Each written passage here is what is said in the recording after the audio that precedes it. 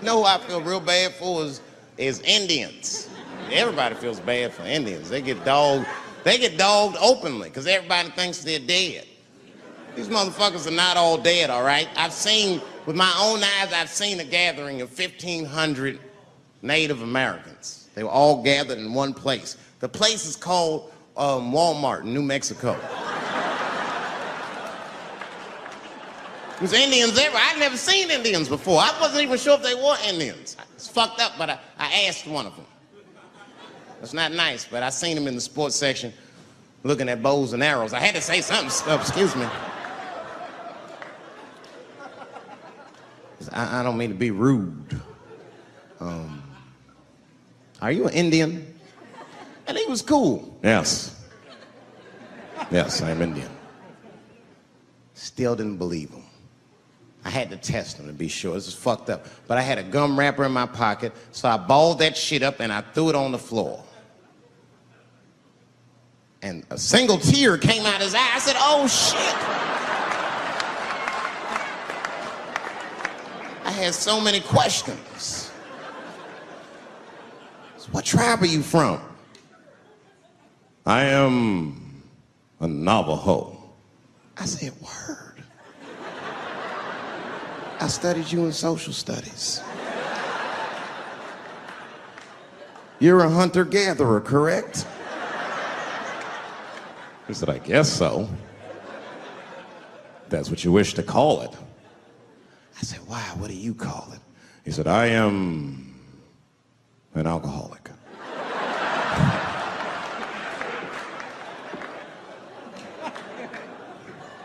I said, well, what's your name, dog? He said, please. Dog is my cousin. That was a good guess. My name is Running Coyote. What is your name, friend? And that shit caught me off guard. I mean, I didn't want to say my name was Dave to a motherfucker named Running Coyote. This don't feel good enough. He just put me on the spot. I said, huh? My name, what? Oh, my name's Blackfeet. Then I changed the subject. Forget about me. What's going on with you? I want to meet your chief. Why don't me, you, and your chief and your friends get together tonight? We could have a real live peace pipe smoking ritual. We need to celebrate, nigga. I thought you were dead. And he set it up. It was beautiful. It was just like I dreamed.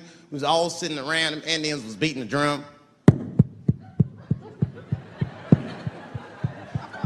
Some other Indians came out the back with a long blanket that was folded in half and put in front of us. Opened that shit up, and on the blanket was a long wooden pipe with feathers. And bags of weed were all over the blanket. Chief walked over.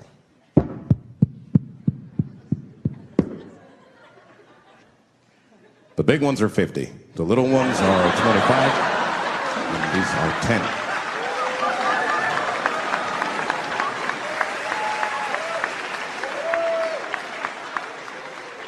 Me and those Indians got high as shit.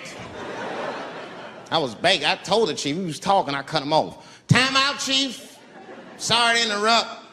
Fucking smashed, man. The weed's too strong. I'm itching. This is PCP. The spirits have got me. Chief, the spirits have got me. And the chief threw some water in my face. Calm down, blackface. Splash. I said, hey, it's Blackfeet, motherfucker. Take it easy.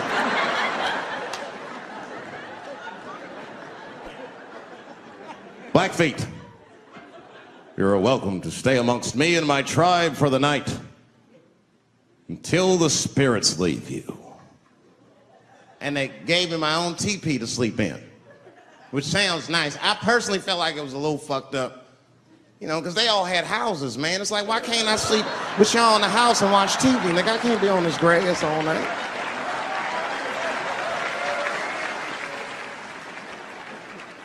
Yeah, Indians is rude, man. Everybody's rude. Indians, they eat nasty food. All they ate was corn and shit. Doritos, I think they call it. That's right. People only see the surface. They see the division in our foods.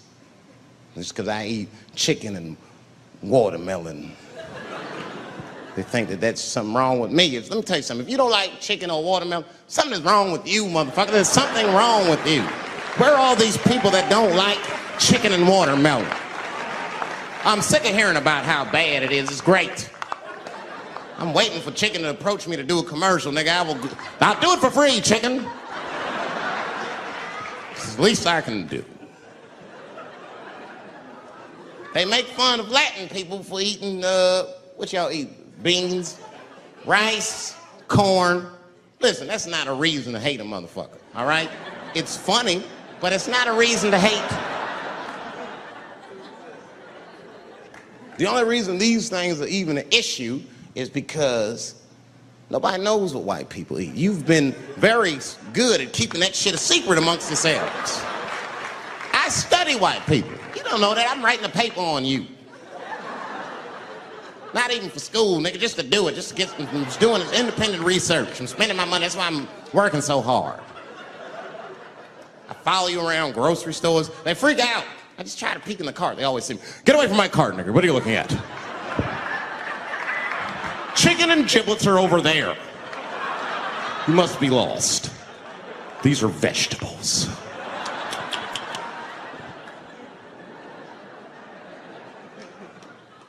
I know what you drink. See how quiet I got? Grape juice. Surprise, motherfuckers, you didn't know I knew about grape juice, did you? Oh, don't play dumb with me. Looking at what is it? A lot of black people don't have the privilege of knowing about grape juice because they have grape drink. It's not the same formula that you get. Ain't no vitamins in that shit. You might have one of your black friends over. Todd, would you care for a glass of grape juice? What? Nigga, what the fuck is juice? I want some grape drink, baby. It's purple. I don't think I know what a grape drink is. What? I have some apple juice if you want. What the fuck is juice? I want some apple drink. Scream.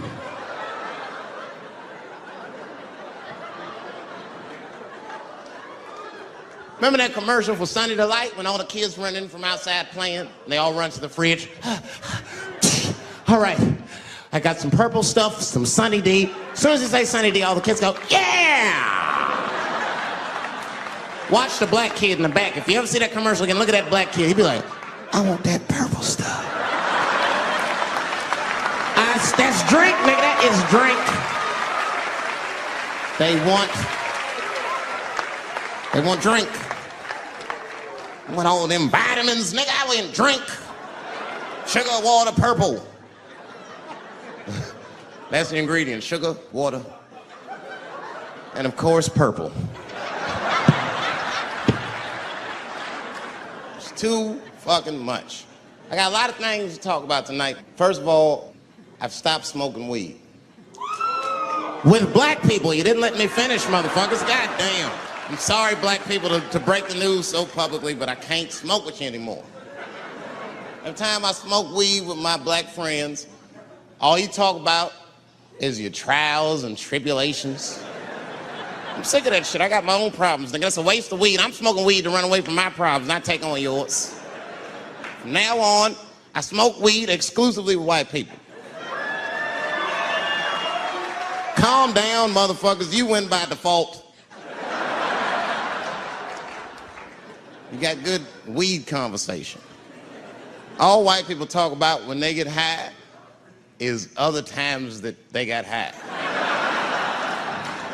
I can listen to that shit all night. Dude, remember at Frank's last week? It's fucking smashed, man. And catalogs everything they drink. 2 shots of Jaeger, tequila, 4 bong hits, man, beer, cheeseburger. That shit is great. Only bad part is you cannot pass out around white people. Every time white dudes pass out around each other, they always do some borderline gay shit when the guy's asleep. Frank fell asleep, so he like stuck a carrot in his ass and put shaving cream on his balls. Like, Why, motherfucker? Why would you do that to a friend of yours? He trusted you enough to sleep around you. You gonna put a carrot in his ass? Is that nice? I tell you right now, if I put a carrot in a black dude's ass, a nigga will kill you when he wakes up for some shit like that. That is an automatic death sentence on the street. It's a rap for you. I'm gonna kill that motherfucker. I thought y'all was friends, baby. What happened? I fell asleep at his house, right? We was drinking, and I fell asleep at his house, and while I was sleeping, right? I'm just gonna kill that motherfucker, all right? That's all you need to know. And fuck carrots. You know what I said? That's all I said. First of all, I'll tell you right now what I said.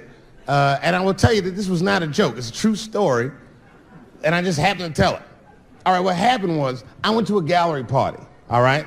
I don't know who in here has ever been rich before, but these are very nice parties. You know, wine and cheese and ball of conversation. And there was a few eccentric types, one of which was a very wealthy man that happened to be wearing a dress. I don't know what you call him, man. This is a tranny or drag queen, perhaps. Whatever it was definitely a man. And this man was definitely on drugs. I don't know what kind of drugs he's on, but I knew he had too much. He didn't look good. It's like this, he's like, he looked sick. And all his friends were standing around him, concerned, trying to revive him. I don't know what it looked like, some kind of gay CPR. There was fanning and shit.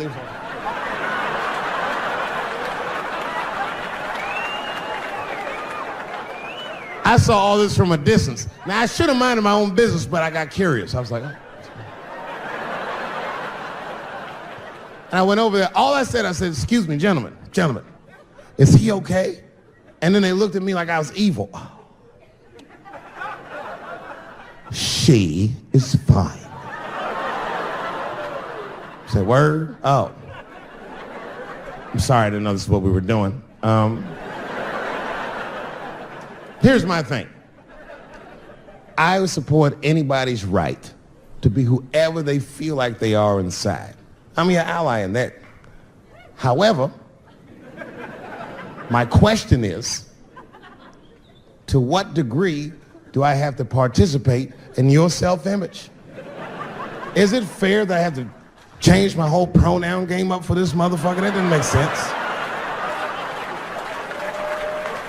Seriously. If I put on an Argyle sweater and I'm like, hey everybody, I feel like a white guy in this sweater and I want some goddamn respect and a bank loan. That's not gonna work. Give a fuck how I feel. Why should I give a fuck how you feel? Nigger is a pronoun. But there was no time for philosophical debate. This was an emergency situation. I said, fine. Sorry, guys. I was just worried because she looks terrible. She just fell off the bench. Appears that her dick is popping out of her dress. You mind if I call an ambulance, champ? I'd rather not be at a party where a tranny ODs. There's too many questions to answer.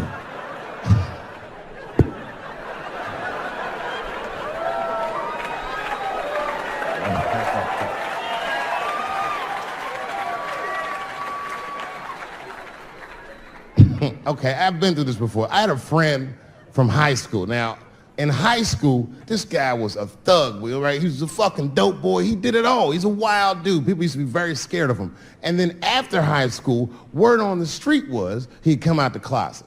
I personally didn't believe it. I bring him up because last year, he calls me out of the blue like, yo, what's up, man? I got your number from so-and-so, and I heard you're going to be in New York doing a show. Could I get some tickets? I was like, fuck yeah, get some tickets, man. How you been? He said, well, we'll catch up at the show, man, but yo, I appreciate it. I'll see you soon. I said, all right, man, take care. And I was about to hang up, and I couldn't resist. I was just like, hey, nigga, I heard you was gay. What's going on with that?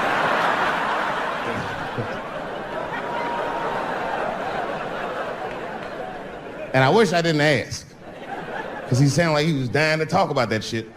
And he had a long story about it. And it's not that I didn't care, but I was, I don't like talking on the phone. I was watching TV at the same time. So I just wasn't really paying attention like I should. But I was trying to sound supportive, but I didn't really know what to say. So I was just like mumbling shit throughout this conversation. I was just like, well, nigga, you gay, man. You just gay.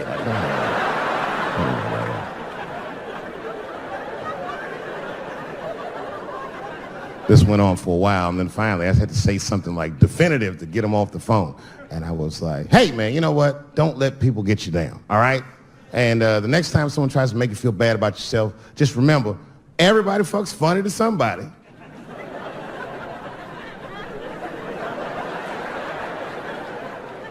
He didn't like that shit.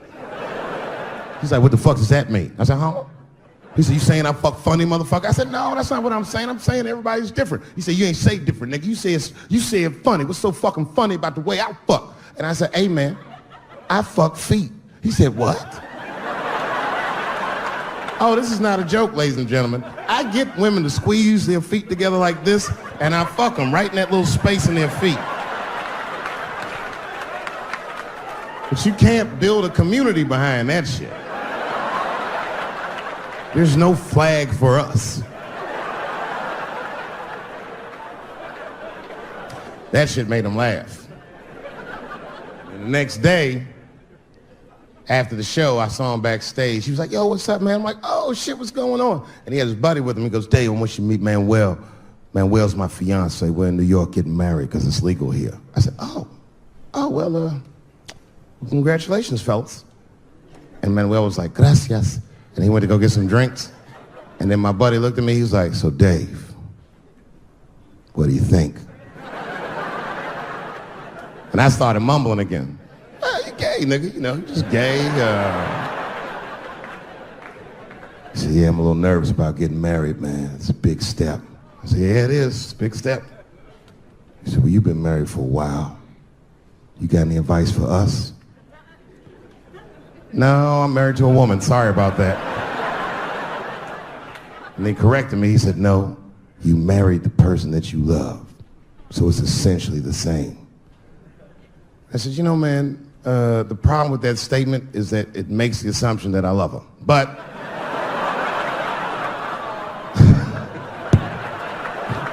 you guys lighten the fuck up. Of course I love my wife.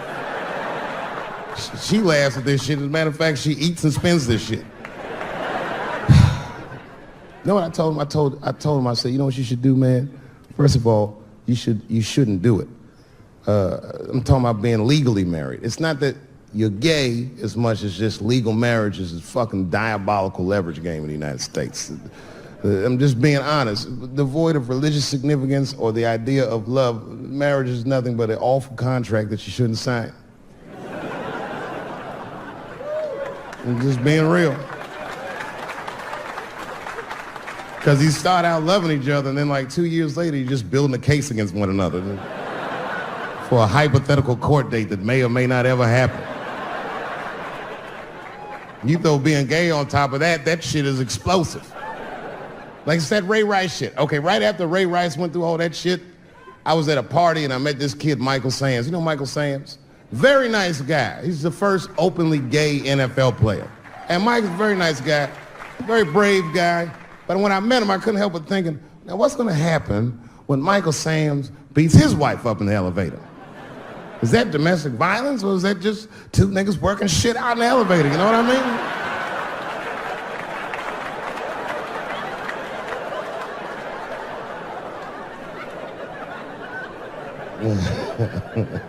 Anyway, I give all married men the same advice, gay or straight. Get a dog. This dog will love you all the time, but she's not going to. It's real talk. I didn't even know about dogs, and my kids got the dog. They brought him home from the shelter, and I didn't even want him. They were like, can we keep him? I said, nope. I said, where'd you even get this dog? They're like, we got him from the shelter. I was like, ugh. Probably something wrong with him. Can't keep him. And then my kids started crying and screaming like the dog had gambling debts. Please, Dad, if you don't let us keep him, they're gonna kill him. I was like, oh. All right, you can keep him. And this dog was a menace. I hated his guts. Then one night I'd smoked a bunch of weed and I was eating a sandwich. And Baba came over. Baba's the dog. He came over and was staring at me. This will make you very uncomfortable if you're just looking at you usually.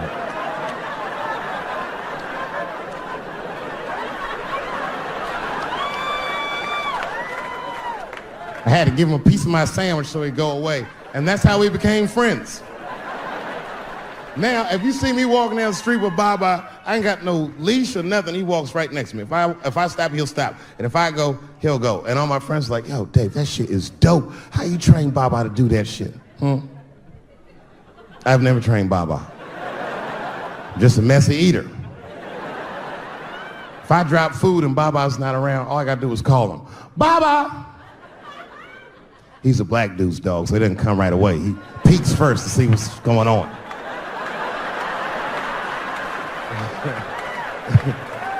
I gotta tap my foot so he can see the food. Over here, little buddy. And he's like, thanks, Dave. He'll come get it and run off.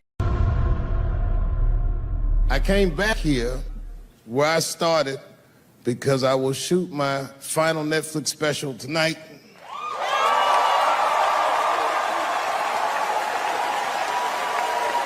That's right. And after this shit, it's time to make America wait again. I've done too well.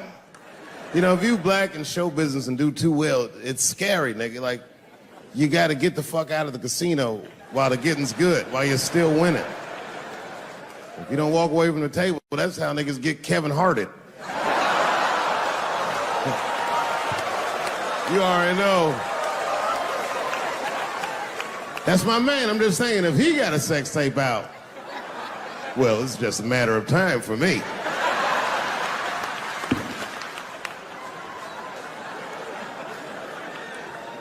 But you know why I be thinking sometimes I want to stop doing comedy? And you know, I don't want to sound like a braggart saying this, but the real reason I want to stop is because I'm too goddamn good at it. I'm not even exaggerating. It's not exciting.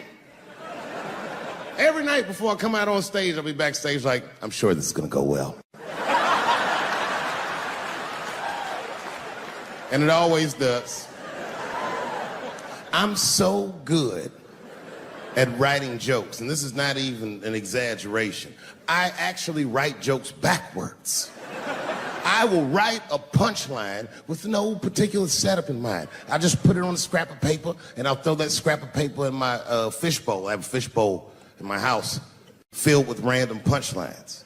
And every once in a while, I'll shake the bowl, and I'll dig in there and just pull one out and see if I can make that shit work. And I picked one for this special. It's not an easy punchline to pull off. Are you ready? Yeah. Here it goes. The punchline is, so I kicked her in the pussy.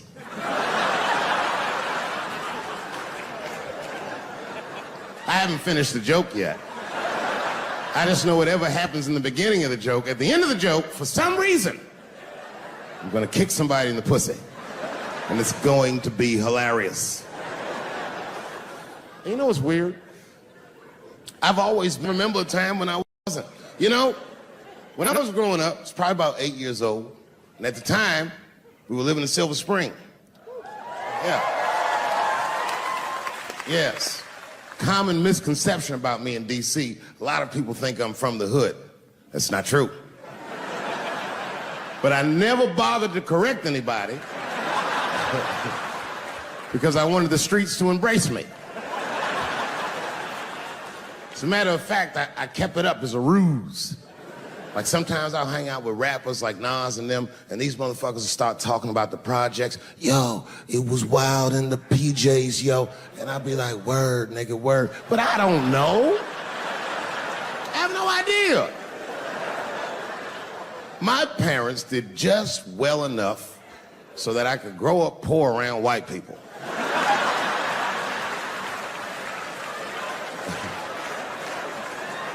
And to be honest, when Nas and them talk about the projects, nigga, I used to get jealous because it sounded fun. Everybody in the projects was poor, and that's fair. But if you were poor in Silver Spring, nigga, it felt like it was only happening to you. I know the pain of that first sleepover at a white friend's house. And you come back home on Sunday and just look at your parents like, y'all need to step your game up. Everything in Timmy's house works. Remember the first time you saw that?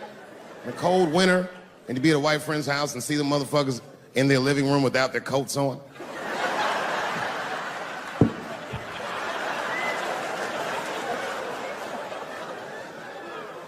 Timmy was one of my first white friends, like, in my life, man. He's a good dude, too. He moved to Silver Spring from Utah, of all places. I guess his family was affiliated with that Mormon church they got down there, and me and him used to hang out. And one day I was at his house, we were just hanging out, and Timmy says, "Dave, why don't you stay for dinner tonight?" I said, "Oh, man, I'd love to, but I can't. If I'm not home before dark, my mother will kill me." That was a lie. My mother had several jobs. I hadn't seen her in like 3 or 4 days. At that point in my life, it was my experience that white dinner wasn't delicious.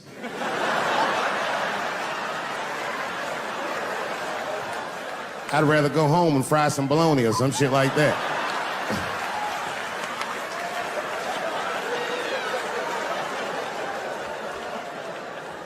But then old Timmy threw me a curveball I wasn't expecting. He said, "Oh, it's too bad you can't stay, Dave, because Mom made stovetop stuffing." I said, "What the fuck? Stovetop?" Well, hold on, nigga. Let me make some phone calls real quick. I had seen that commercial so many times, I had dreamt of getting my hands on some of that stovetop stuffing. And finally, I met a motherfucker that actually had a box of stovetop in the house. I couldn't miss this opportunity, so I pretended to call my mother. And then I came back and I said, Timmy, you're not gonna believe this great news. Mom said I can stay." And he said, "Fantastic." He said, "Why don't you come with me and we'll help set the table and then we can say the blessing." I had no interest in setting this motherfucker's table or saying these crazy ass Mormon prayers. I just wanted that goddamn stuffing. My hands first. My plan was simple.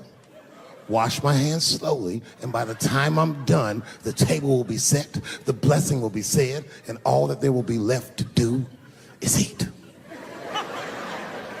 Went to the bathroom. I washed my hands very slowly. I must have been in there for about 10 minutes. And suddenly, one of his mothers came to the door.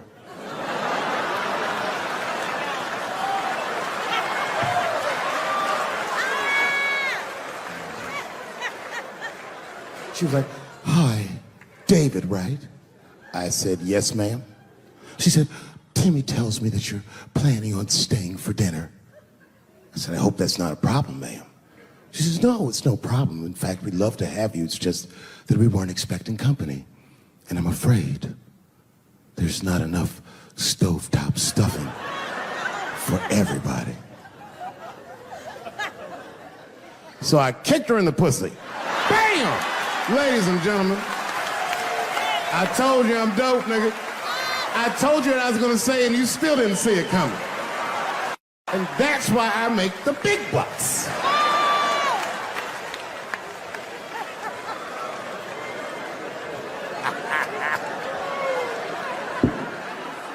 Oh my God. But there's a more important reason that I would stop doing comedy right now. And this reason is the real reason that's been percolating, and it really is the crowd, not you. I'm talking about the crowd on the big stage. It's too hard to entertain a country whose ears are so brittle. Motherfuckers are so sensitive, the whole country is turned into bitch-ass niggas.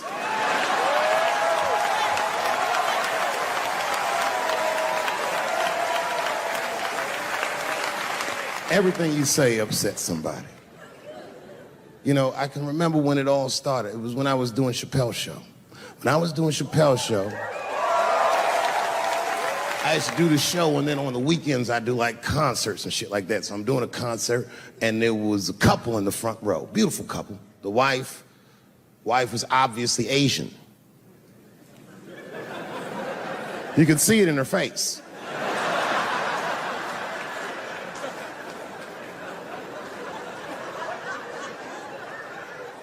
The husband This motherfucker was mysterious, to say the least.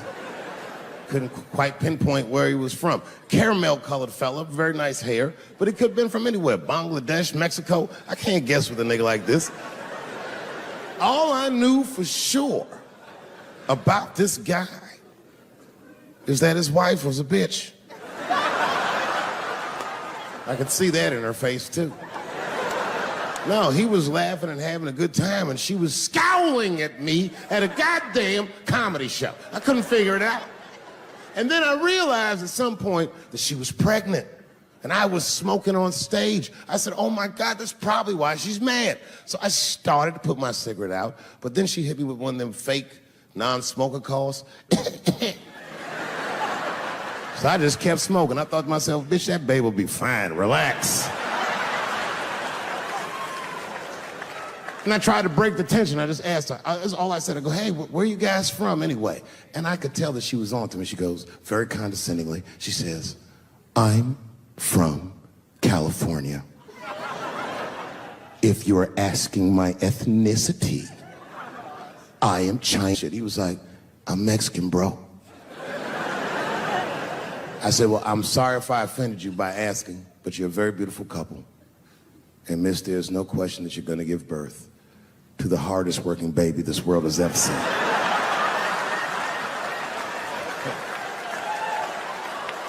That's not a bad joke. She got very upset. She got up to leave immediately, but she didn't just leave. She had to take one last dig at me on the way out.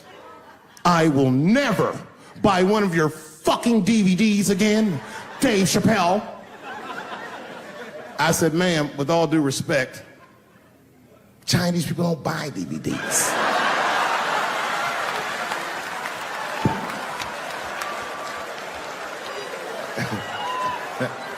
And the crowd went crazy. We were all laughing, having a good time. I didn't even think anything of it. And then just 3 days later, this lady sends a fucking letter to my promoter telling him not to book me for shows anymore because I was, quote, racist, and I'm quoting her, insensitive to the nature of my interracial marriage. I was like, word, bitch, I was.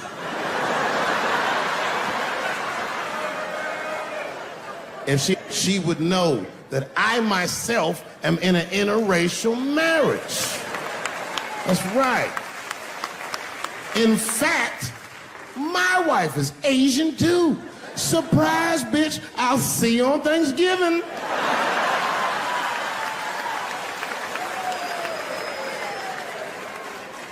But my wife's not Chinese. She's Filipino.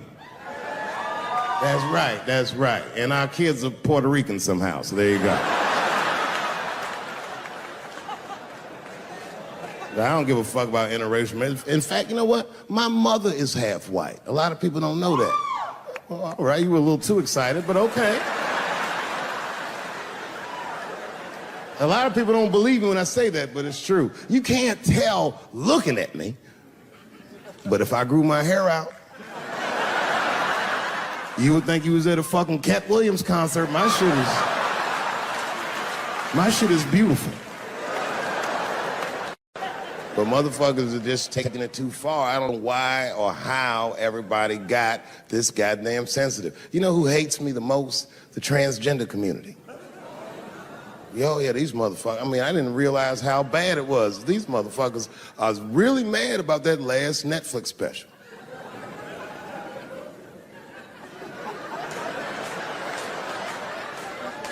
It's tough, man. I don't know what to do about it because I like them.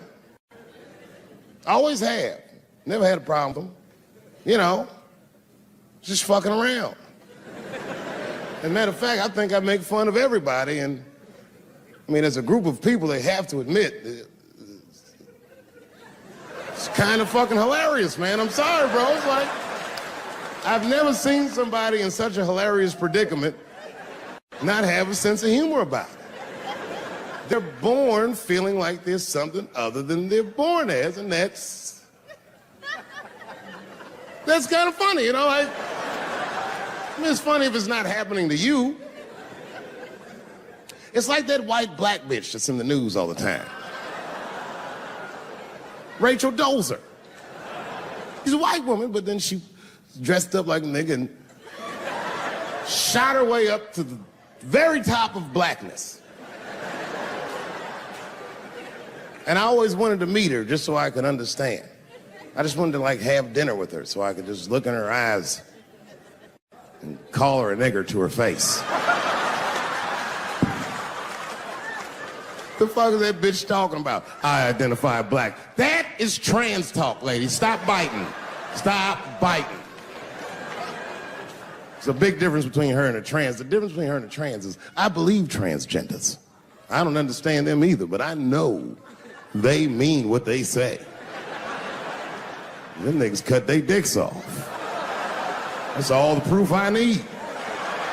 I've never seen somebody just throw their dick away. Don't need it.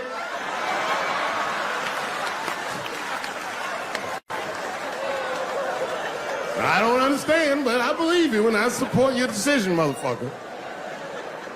But how far is Rachel willing to go? What is Rachel willing to do so that we blacks can believe that she believes she's actually one of us? Bitch, are you willing to put a lien on your house? Invest in a mixtape that probably won't work out?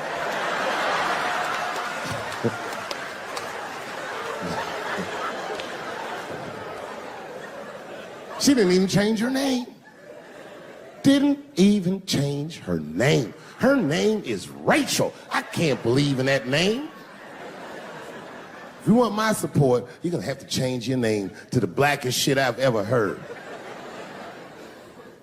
Bitch, you're gonna have to change your name to Draymond Green. I don't know a blacker name than that. That shit is black on paper. If you type Draymond Green into Airbnb, that shit will log off automatically.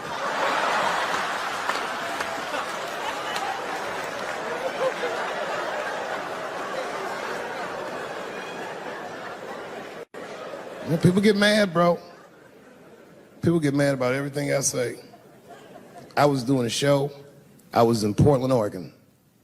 And I was checked in a hotel under the name Charles Edward Cheese.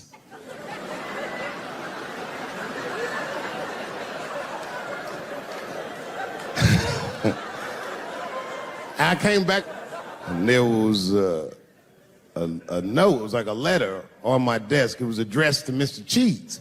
So obviously I'm gonna assume that whoever wrote this letter must be an intimate friend of mine. This is not some kind of name that a person would just guess. But then I open the letter and it turns out I don't know this person at all. It's a fan letter. You know, I'm not even used to the idea that I have fans, but I'm grateful for it. And even though I'm grateful for fans, I don't read those letters. It'd be nice if I did, but realistically, it's like, what am I, Santa Claus, nigga? I don't have time for this. Like, got shit I want to do. I'm trying to chill. Read all these dreams and wishes from strangers. But I read it. I'd already opened it. So I just read the whole letter. And you know what, man? Whoever wrote this letter truly loves me. I mean, they were really fucking nice in the letter. And then they described to me what it was like to come to the show, how excited they were, how much fun they were having. And then they said that when I got to my jokes about transgenders, that they were, quote, devastated. Because it turns out that whoever wrote the letter was transgender.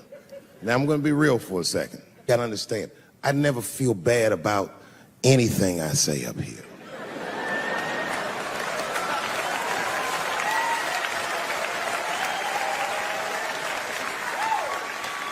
And I would never admit this to you if I hadn't locked your phones up. But it was the weirdest thing. Like, when I read this letter, the shit made me feel bad. I didn't feel bad about what I said, you understand?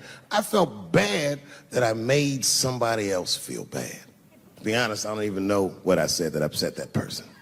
I have so many transgender jokes.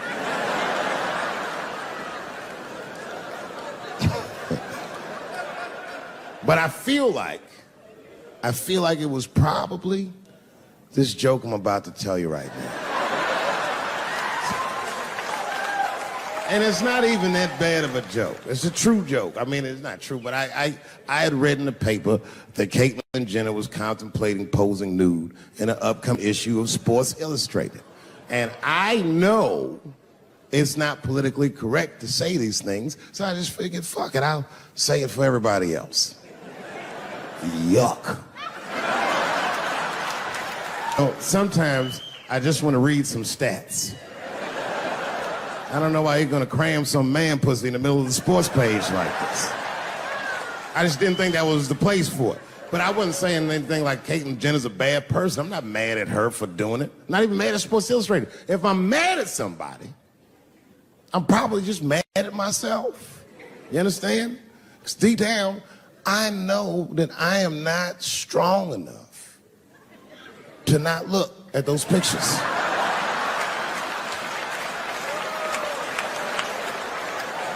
And I don't think I'm ready to see what she's trying to show me.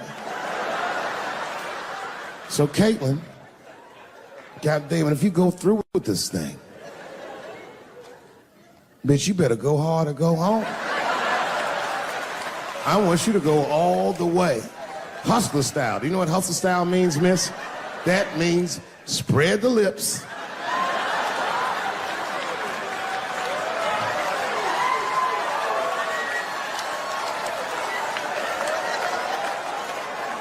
I hope she spreads her lips and there's an itty bitty dick inside. Ah! The show is behind the curtains.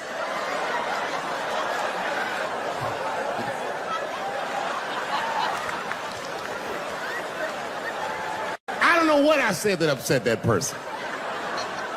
But I'm gonna tell you something.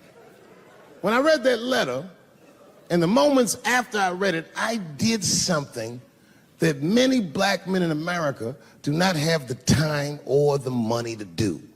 I thought about how I felt.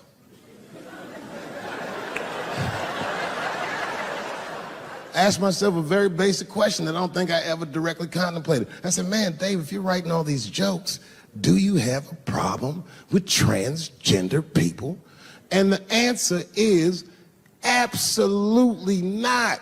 The fuck do you guys think I am? I don't understand all the choices that people make. But I do understand that life is hard and that those types of choices do not disqualify you from a life with dignity and happiness and safety in it.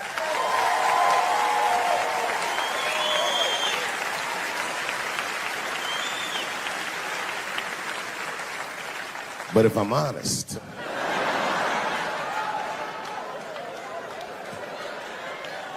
my problem has never been with transgender people. My problem is transgender people. I just feel like these things should not be discussed in front of the blacks. It's fucking insulting, all this talk about how these people feel inside. Since when has America given a fuck how any of us feel inside?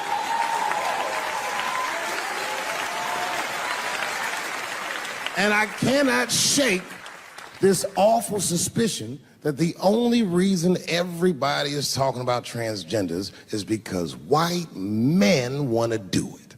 That's right. I just said that. If it was just women that felt that way, or black dudes and Mexican dudes being like, hey, y'all, we feel like girls inside, they'd be like, shut up, nigger. No one asked you how you felt. Come on, everybody, we have strawberries to pick. It reeks of white privilege. You never asked yourself why it was easier for Bruce Jenner to change his gender than it was for Cassius Clay to change his fucking name?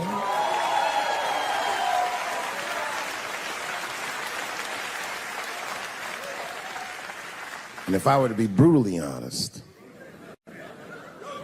the only reason I ever been mad at the transgender community is because I was at these niggas for 6 songs straight.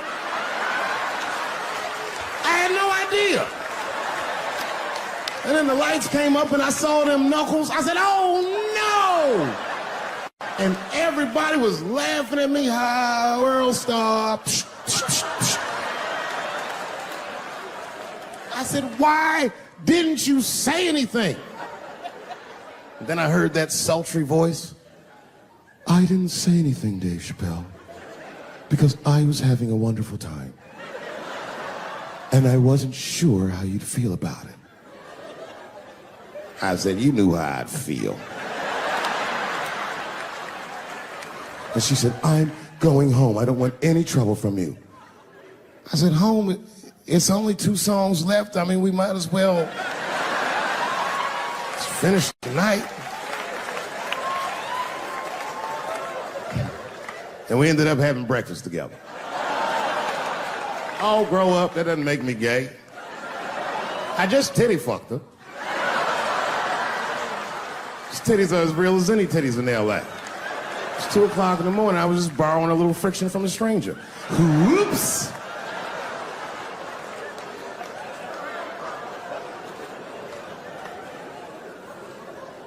It's the madness of youth.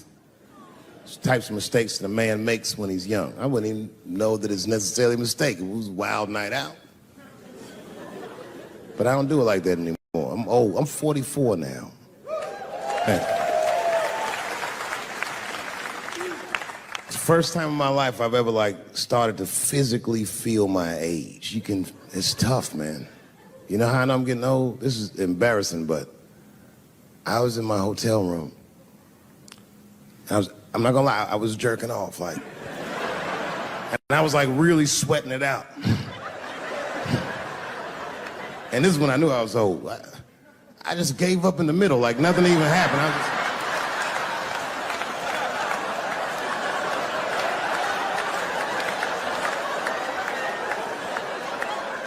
I don't like looking at my dick anymore. My dick looks distinguished. It's old, an old-looking dick. It's got salt and pepper hair all around it. My dick looks like Morgan Freeman in the 90s. Without the dots. My dick narrates. Dave pulled me out and started jerking me around and jerking me around. But not with the same vigor as when he was young. He and I both knew nothing was... I see my age in my children. I came home from the road. This is not long ago. I've been gone for, if you can picture, I was gone for weeks and weeks. And when I came back, nobody was home. Now, one person in my family thought that maybe I'd like to see them when I got back. They knew when I was coming back, but they just weren't home. And that shit was a wake-up call. You know, when my kids were little, and the tour bus would pull up to the house, these motherfuckers would spill out. Dad is home, hooray! And they'd hug me and kiss me, and then as the years went on, they'd get less interested. Hey, everybody, look, it's Mr. Promises back from the road.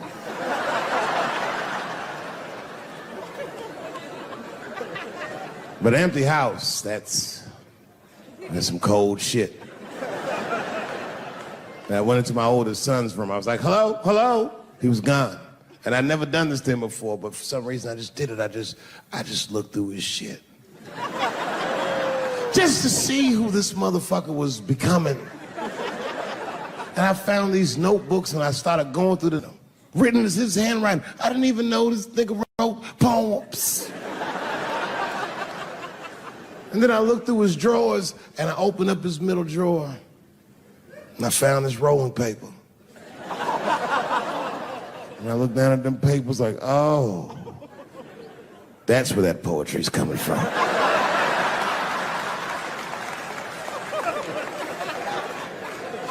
And that shit broke my heart. I mean, I smoked weed, but I mourned my son's innocence. And I cried a little bit. And I took his papers upstairs to my room. Rolled some weed that I'd hid from the family.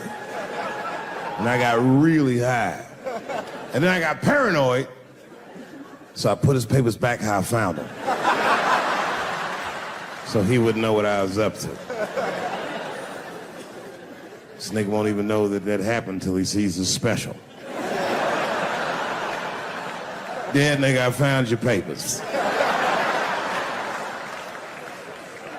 He's a cold motherfucker. Let me tell you, this kid is only 16 years old. Listen to what he did to me. This motherfucker calls me up In the middle of the night, it was 1 o'clock in the morning, he goes, Dad, don't be mad. I knew something was, what's going on? He said, listen, I'm fine. And don't forget, you told me to do this. I'm at a party, and my designated driver had too much to drink. And me and my friends need you to come pick us up. I said, Jesus Christ, it's 1 o'clock in the morning, nigga. I am shit-faced.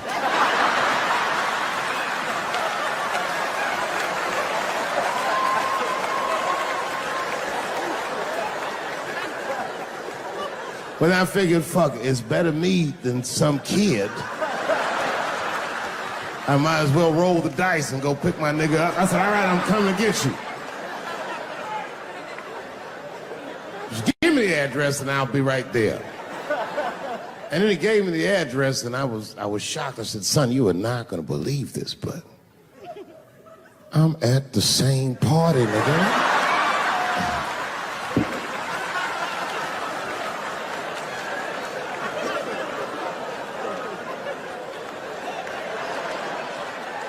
They grow up fast, don't they? Can I ask you a weird question? I want to make you feel uncomfortable. You don't have to answer it, and if it doesn't go well, we'll just edit it out anyway. Is it weird to be the only white people in a row?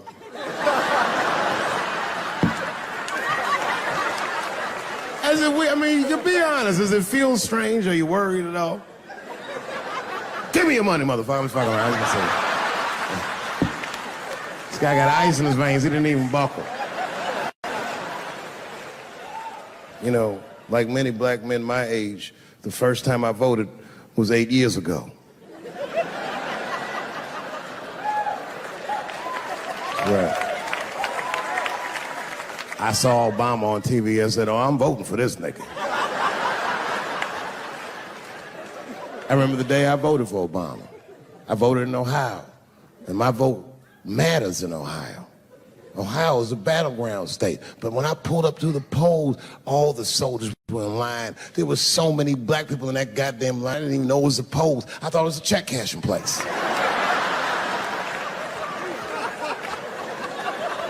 We were hugging each other, and old people were singing hymns and spirituals. They verdict times 10 or some shit. I've never seen black people that happy. 8 years later, I'm pulling up to the polls again. This time I'm driving a brand new Porsche because the Obama years were very good to me.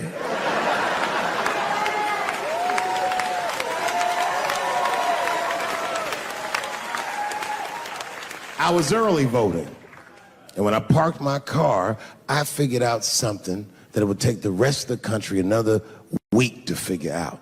I understood that Donald Trump was going to be our next president because in Ohio, unlike D.C., you could see the results in the parking lot.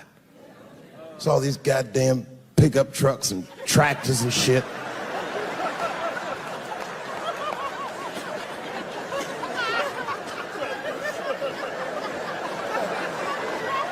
And then I walked up and I saw a long, long line of dusty white people.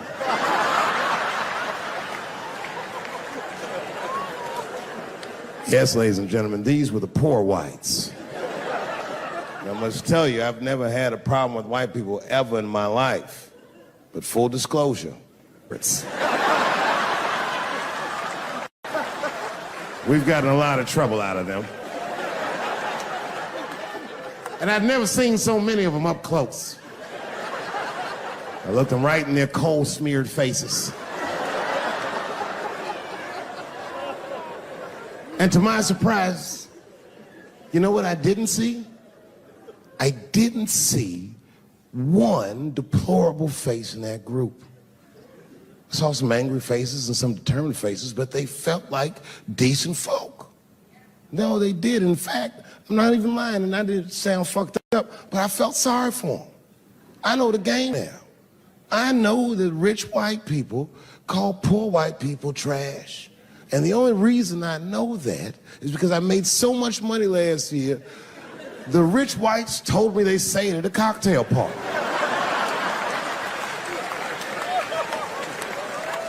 And I'm not with that shit.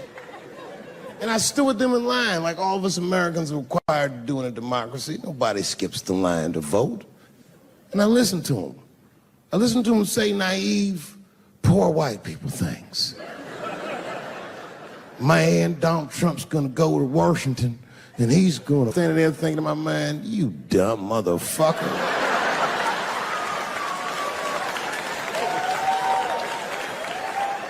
You are poor. He's fighting for me.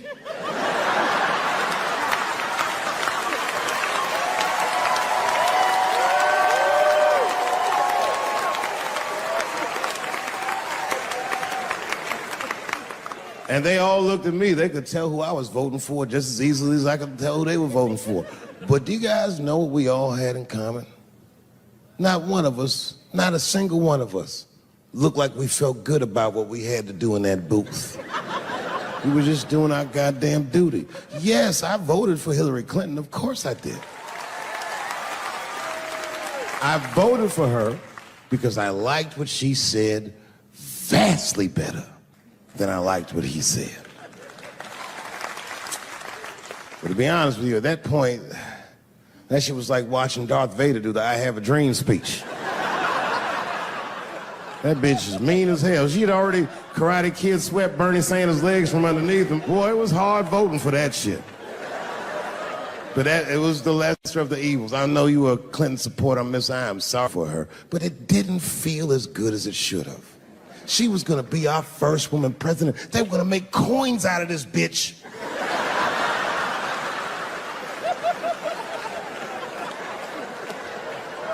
And somehow she just missed the dunk. Of course she should have beat him. Of course she should have beat him. You know what voting for her felt like? It was bittersweet. It felt like I was lucky enough to eat Halle Berry's pussy. And whilst I was doing so, she fucking farted in my face, man.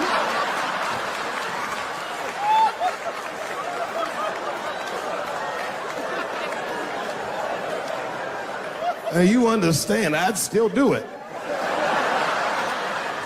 But boy, I wish she didn't fart in this great nation's face.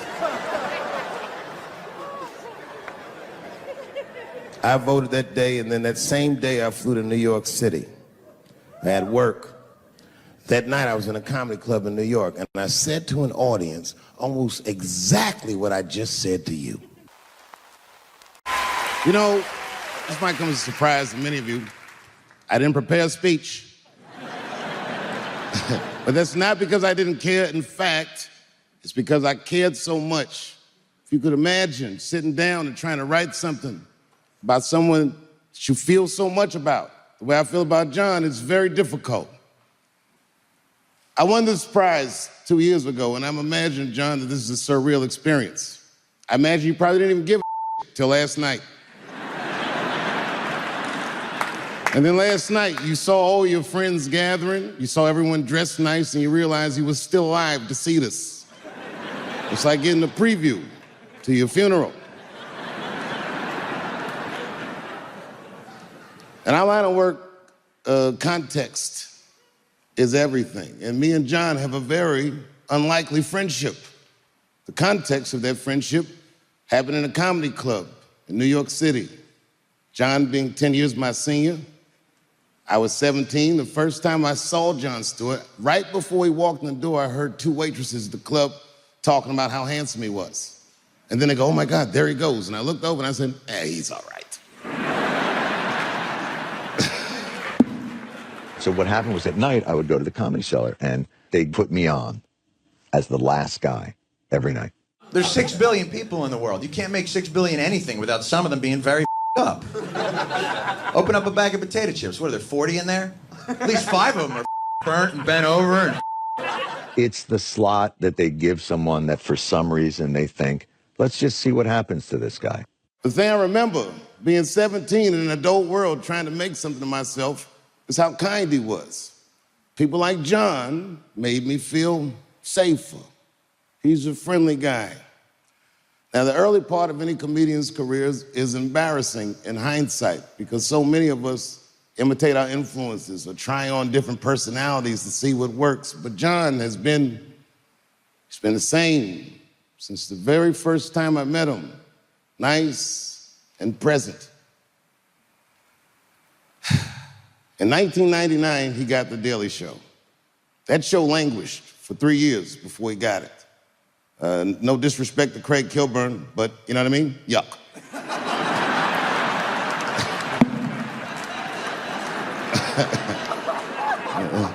It was like the body of the show was there, but when John got the show, it had a soul. It made people take notice. And in 2002, suddenly, somehow, he became the most popular news show on television. Actually, I know how. He had a good lead-in, Chappelle Show.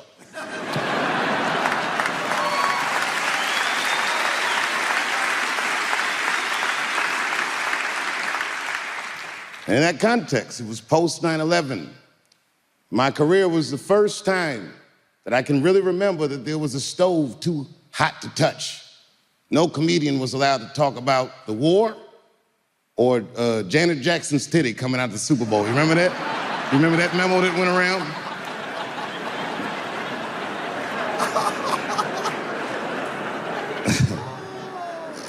As we've all learned in our lives, wartime is crazy in America. They do what Noam Chomsky called manufactured consent, and the news was off the chain. And John was the only voice that helped people decipher that madness. It was a really remarkable thing to watch. We told you that it wasn't going to go so well. Yes, we called it shock and awe, but we meant that in the way of you'll be shocked at how it doesn't go so well. And that will make you say, oh. He's been a great friend to me. I'm not here because I love Jon Stewart. I'm here because he loves me. Because there's never been a time that I called on him and asked him for his help that he wasn't the first responder. When it was half-baked and I was doing my first movie and I needed a celebrity lift, John was the first one to say, I'll do it. I don't even know if you smoke weed. You seem like a coke guy.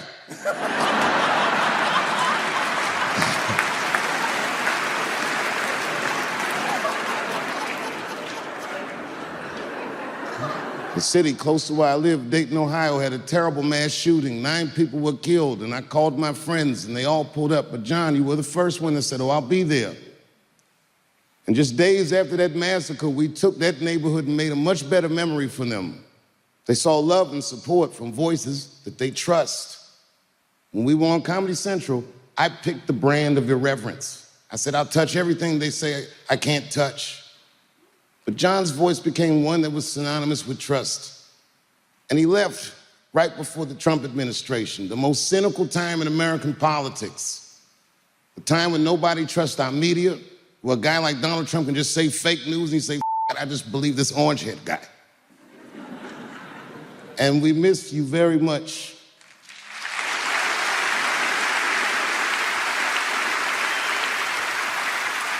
During the pandemic, when my town was dying and I needed to help raise money to get the economy of the town straight, John was the first responder. He was terrified of COVID and he got on a plane anyway after his friends had died and he lost loved ones. He had the courage to get on a plane. He came out and met me and we did shows that whole weekend. And every comic who came out there had been off for at least 100 nights.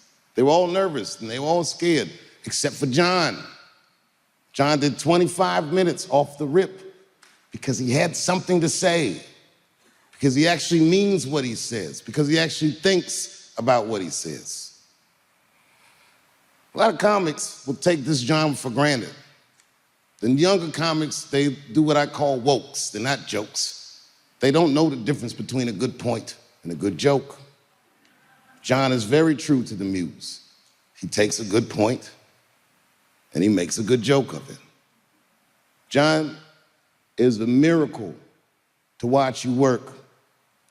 You are a cure to what ails our culture. You are a voice that people consistently trust. I wish that you'd run for president.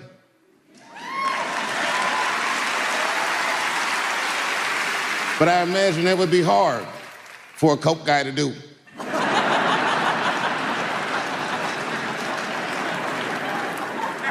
When you started your career, you never imagined that you would reach a point like this. And the Mark Twain Prize might feel like a finish line or an end to a movie. It is not. It is a starter gun. You were still young. You were still strong. You were still funny. And I do not have the words to say in front of these people how much I love you and how much I respect you. But just know, whenever you call on me, I will come, because you have been one of the greatest friends that I've made in 35 years. Congratulations. I'm honored that you got this award.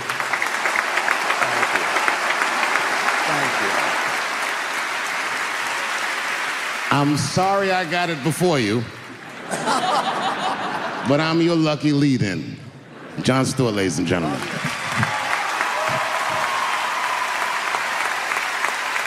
you, baby. I can't thank you enough. I love you, my man. Thank you. I love you, too.